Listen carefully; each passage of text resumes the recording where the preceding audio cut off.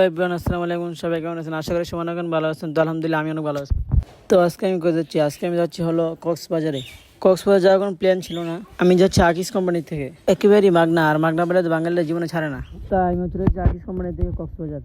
তাও বিমানে, তাই টিকিট মিনিট কেটে বিমানবন্দর চলে আসলাম। আর বিমানে বসে বসে ভাবতেছি এই বিমান যাত্রা দেওয়া হলে কেমন আকাশে উঠবো।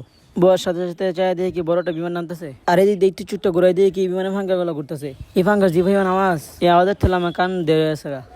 তারপর বসে থাকতে থাকতে বিমানটা চলে আসলো আসল রাস্তা, সাথে বিমানটা উড়াল দিয়ে কক্সবাজারে। পরে অনেক দৌড়াদৌড়ি করে আকাশ উঠে লগা। আকাশ উঠে দিয়ে কি আপডি ছাড়া কিছু দেখা যায় না। আমাদের বিমানটা উঠছিল প্রায় 16,000 ফুট উপরে।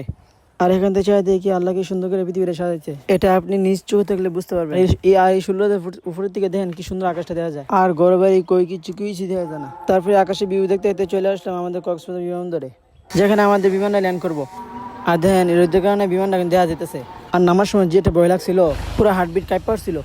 তারপর বিমানের বাইরে চলে যেতেছে হোটেলে। আমরা গেছিলাম হোটেল সাইমন, যেটা কক্সবাজারের সবচেয়ে 5 স্টার একটা হোটেল। আর ওই যে দেখা যাচ্ছে সমুদ্র সৈকত, যেটাকে আমরা বলি বঙ্গোপসাগর। আর এই মোড়টা তো সবাই ভালো করে চেনেন, এটা ডলফিন মোড়। তো আমরা চলে আসলাম হোটেলে।